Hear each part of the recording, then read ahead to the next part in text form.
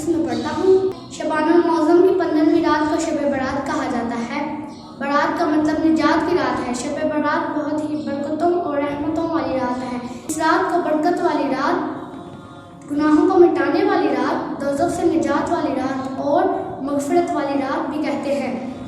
یہ رات اس وجہ سے بھی مشہور ہے کہ اس رات کو انسان کی زندگی کا بجٹ پیش ہوتا ہے، یعنی رزق، بیماری، تندرستی، راحت، تکلیف اور ہر مرنے اور پیدا ہونے والے کا فیصلہ کر دیا جاتا ہے اور اس رات کو ہر حکمت والا کام بانٹ دیا جاتا ہے۔